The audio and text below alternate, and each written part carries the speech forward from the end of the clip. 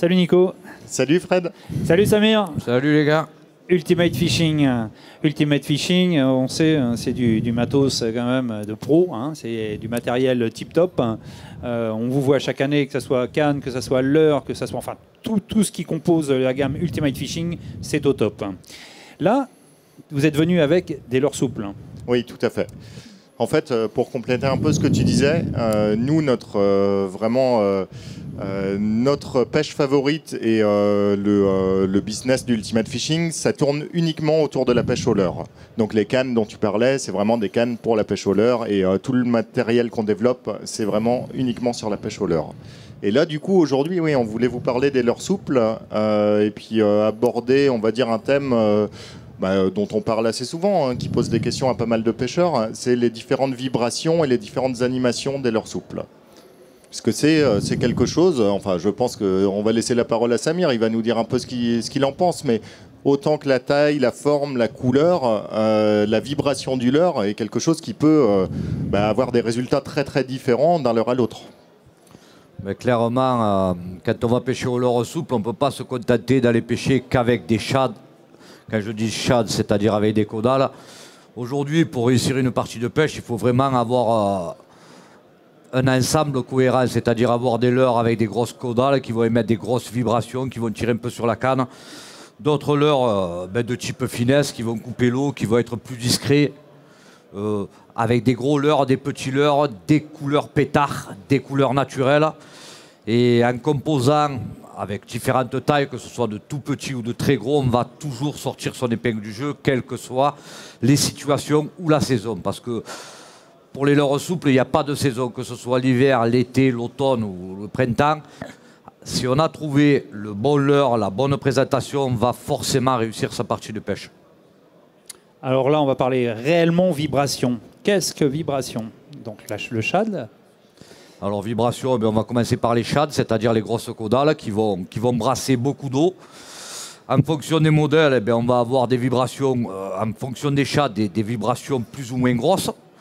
Et il y a des moments, on va bien se rendre compte quand on a la chance de pratiquer comme nous à plusieurs sur un bateau, que le fait d'avoir une plus grosse ou une plus petite caudale, ça va avoir un incident direct sur la partie de pêche. Et des fois, le copain qui va avoir un leurre avec une caudale plus petite, plus discrète, va réussir sa partie de pêche pendant une heure. C'est lui qui aura de meilleurs résultats. Et puis une heure après, pour des raisons qu'on ne connaît pas, l'humeur du carnassier ou suivant le poste qu'on va pratiquer, le fait d'avoir changé de vibration, ça va encore changer. Et puis là, ça va être toi qui vas prendre des poissons. C'est un cas de figure qu'on rencontre dans chaque partie de pêche. Il n'y a pas une partie de pêche où on ne peut pas s'en rendre compte.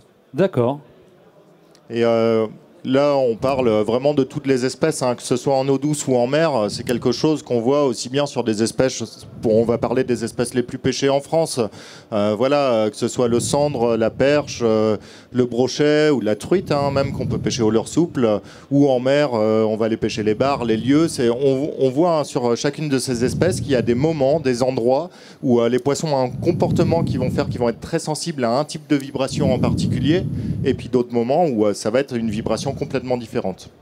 Alors là, Samir, une condition de pêche particulière avec ce shad et les vibrations de ce shad. Alors moi par exemple, je vais démarrer ma pêche, je sais pas, bon là j'ai fait une connerie, j'ai mis un peu trop d'attractant sur le leurre et puis on se rend compte de suite que... C'était pas la peine. Ah, c'est notre petit péché mignon ça, de mettre des attractants. Alors on le fait pas systématiquement, mais on le fait quand même... Ouais, vraiment souvent. Et c'est vrai que bon, c'est un petit plus qu'on partage et, avec plaisir. Hein, mais je vous conseille, il y a encore des gens qui doutent hein, de l'efficacité de l'attractant. Franchement, l'intérêt, c'est vraiment ça, c'est que le poisson va le garder vraiment en bouche. C'est pas très compliqué. Voilà. Ils veulent pas le lâcher. Quoi. Ça, c'est le fait d'avoir mis de l'attractant. Ça va vous permettre de moins manquer de poissons, de les déclencher. Et puis, plus ils gardent le leurre en bouche, et plus on a des chances de réussir un ferrage. Mais il y en a déjà qui sont composés avec de l'attractant. Tout à fait. Bien évidemment. Alors, vas-y, parle-nous de cette animation que tu fais et des vibrations que tu émets, tu fais émettre par le shad. Alors moi, en principe, quand je démarre, hormis l'hiver, ou si on parle du sandre, par exemple, on va aller directement à l'essentiel. L'hiver, on sait qu'ils sont posés sur le fond.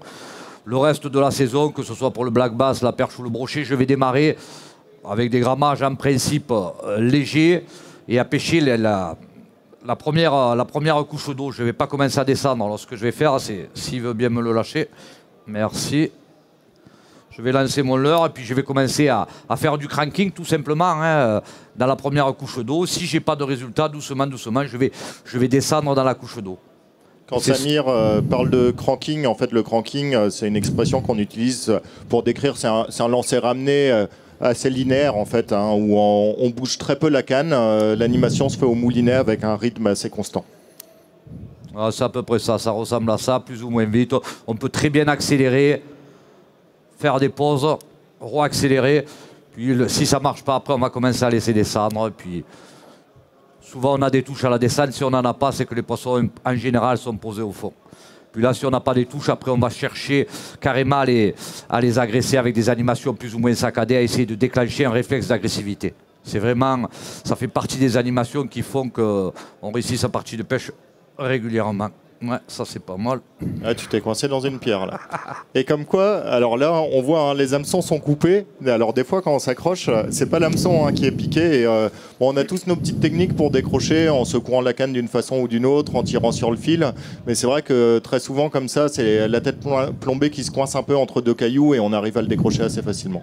Alors ce qui est important, Samir, aussi, c'est peut-être de parler du lest, enfin du grammage qu'on va utiliser, de la tête plombée qu'on va utiliser peut-être, non ? Ben, il y a différentes têtes plombées. Là, par exemple, j'ai une tête football. Parce que voilà. Pour le cranking, il y a peut-être une tête particulière. Ben, les têtes football sont très adaptées à mon goût. Elles vont permettre d'avoir un peu plus de vibration. Elles vont déplacer un peu plus d'eau. Et souvent, c'est ce qui va permettre d'avoir une animation, on va dire, un peu plus... chaloupée. Un peu plus chaloupée, ouais, on peut dire ça. Et puis, en fonction des leurres que je vais utiliser, ben, y a des moments où je vais prendre des têtes plombées rondes. Quand j'ai besoin de fendre l'eau avec des grammages un peu plus petits, ça va moins tirer sur la canne. Ou suivant les types de postes que je vais pêcher, si je pêche dans des structures, dans des endroits qui accrochent, je vais de suite passer avec des têtes plombées dites texanes pour pouvoir vraiment pêcher dans toutes les structures sans m'accrocher. Parce qu'en principe... quand les carnassiers sont dans ce type de poste, que ce soit des arbres immergés, des murets, enfin, tout ce qui peut tenir le poisson et faire en sorte qu'il soit en sécurité, pêcher texan, ça veut dire aller les provoquer là où ils sont. Et là, en principe, on a des touches de qualité. Le poisson est beaucoup plus agressif. On rentre dans son territoire et là, il tape... et on réussit souvent de belles pêches comme ça parce que c'est souvent facile d'aller pêcher des plages ou des endroits où on n'accroche pas. Et l'erreur du pêcheur qu'on entend le plus souvent au bord de l'eau, c'est celle-là. « Ah, je vais pas là-bas, j'ai trop accroché, j'ai perdu 4 ou 5 têtes plombées. » Alors que c'est exactement là qu'il faut aller pêcher. C'est là-bas que les poissons sont le plus en sécurité, sont le moins agacés par les pêcheurs. Et c'est vraiment le type de poste où les carnassiers se sentent en sécurité.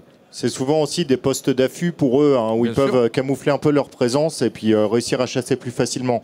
Et aujourd'hui, c'est vrai qu'avec toutes ces têtes-là qui sont munies d'hameçons texans, ou alors avec des montages avec un hameçon texan, une balle devant, enfin il y a plein de solutions qui existent. On a vraiment les armes hein, pour aller pêcher dans des endroits encombrés, voilà, en s'accrochant très très peu, voire jamais. Voilà, moi je pêche essentiellement du bord. La plupart des parties de pêche, je vais lancer mes leurres dans des endroits qui sont vraiment difficiles, où il va y avoir des branches, où il va y avoir des rochers, des algues quand je pêche en mer. Et avec les bonnes têtes plombées et hameçons texans, on s'accroche vraiment très très peu. C'est assez rare que je perde un leurre. Alors effectivement, les têtes plombées font partie également de la vibration. Hein, c'est ce qui donne aussi une vibration. Et on parle de couleur de tête plombée. Est-ce que ça a une importance? Gilles pose une question. Est-ce que la couleur de la tête plombée a une importance ou pas? Bon, au cendre, oui. On s'est rendu compte au cendre que le fait d'avoir une tête plombée blanche, verte ou orange, à des moments, ça faisait la différence. Sur cette espèce, c'est vraiment notable. Parce que c'est un poisson qui est vachement réceptif au contraste. D'accord. Le cendre en particulier. D'accord, merci.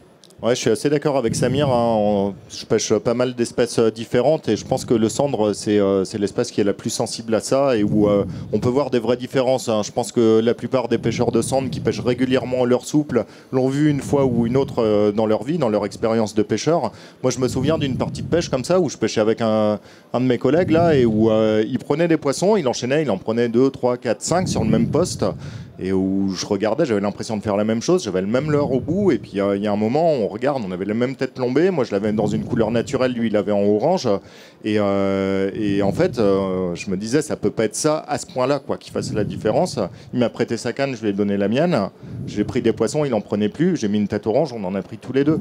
Et peut-être que le lendemain, ça aurait été l'inverse, ça aurait été sur le naturel. Comme quoi la couleur a aussi une importance voilà. sur la tête plombée pour le cendre. Voilà, et là je l'ai vu clairement, les résultats c'était du x10 avec la bonne couleur de tête plombée. Alors c'est pas tout le temps, mais ça peut intervenir certains jours vraiment dans les résultats. Certains jours, certaines heures, on peut voir que ça peut très bien se passer. La pêche peut tourner dans ce sens-là de 8 à 10 et puis après elle n'aura plus aucune signification, la tête plombée, aucune importance. Mais on se rend compte qu'à un moment, tu vois le copain qui enchaîne les touches, tu as le même leurre, tu as le même bas de ligne que lui, tu as tout de pareil sauf la couleur de la tête plombée.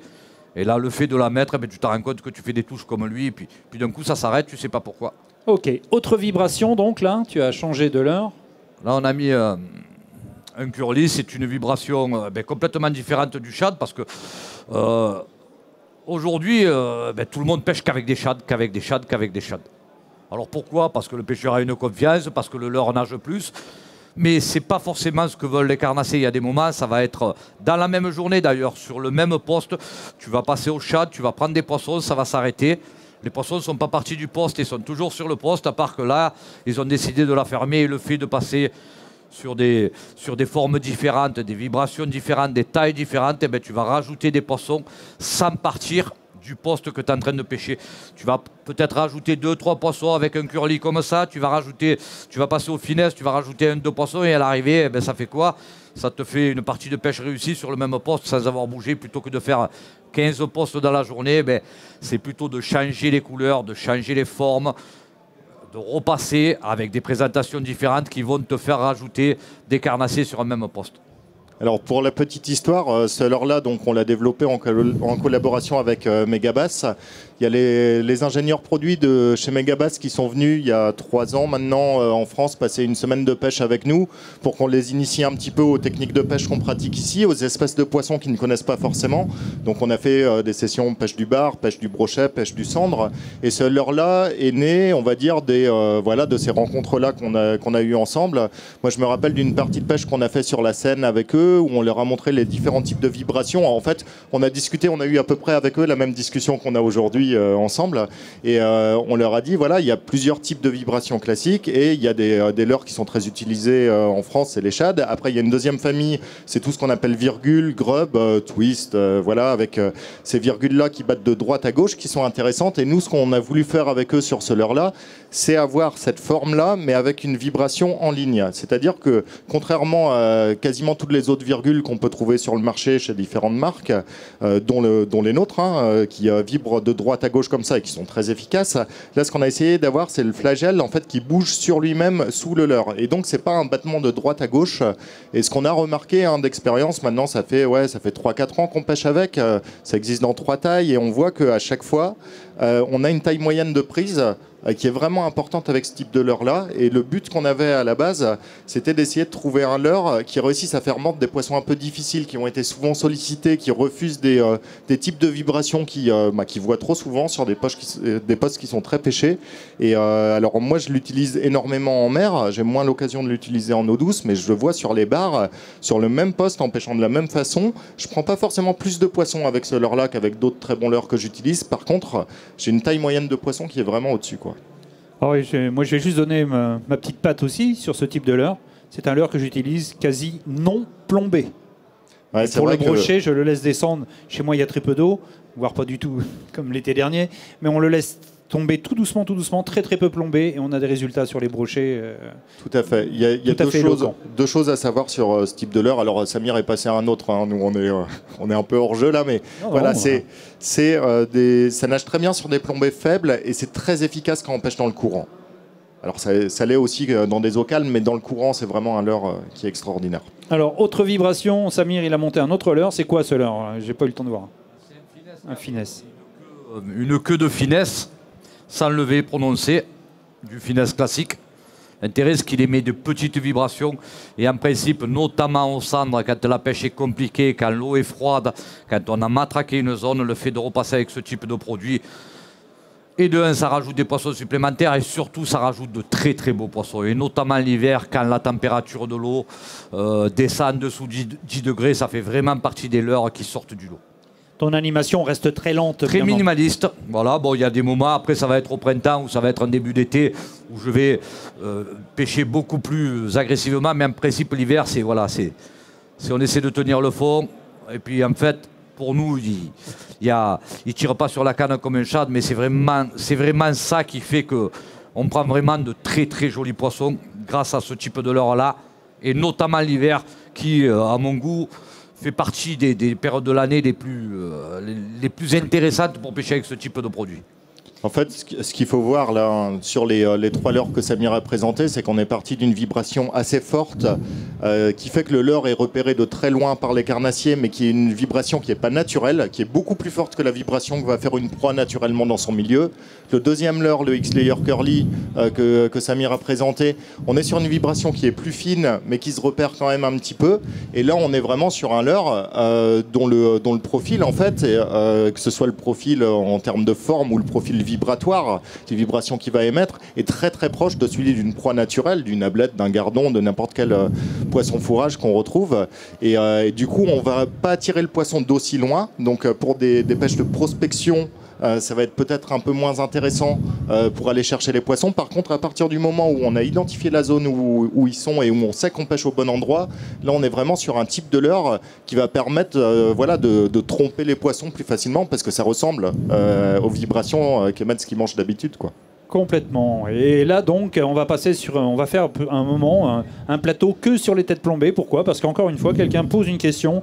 Est-ce que la tête plombée a une importance sur une tête finesse? Je pourrais répondre, mais là je préfère laisser Samir parler. Je pense que oui, il y a une importance. Mais la tête plombée, elle a une importance en fonction de la vitesse d'animation. Alors si on parle de vertical, il y a des moments où on va pêcher loin derrière le bateau, on va avoir des grosses dérives. Donc on va utiliser, enfin à mon goût, moi, des têtes rondes ou pointues qui vont moins tirer sur la canne, justement, pour pouvoir me permettre de pêcher plus léger. Plus je vais pêcher léger, en principe, plus, quand la pêche est compliquée, plus les poissons vont pouvoir aspirer comme il faut le leurre. Plus je vais pêcher lourd, plus je vais être agressif. Je vais avoir des animations très agressives. Et là, forcément, il faut que le poisson aspire le leurre pour pouvoir réussir un ferrage optimum. Alors, si je dois pêcher rapidement, je vais privilégier des têtes plombées rondes ou pointues, comme ces modèles-là, je ne sais pas si on les voit là, qui vont moins tirer sur la canne, voilà. Si je dois pêcher, bien évidemment, ce que je disais tout à l'heure, dans les zones encombrées, je vais privilégier des têtes plombées texanes pour pouvoir justement passer de partout.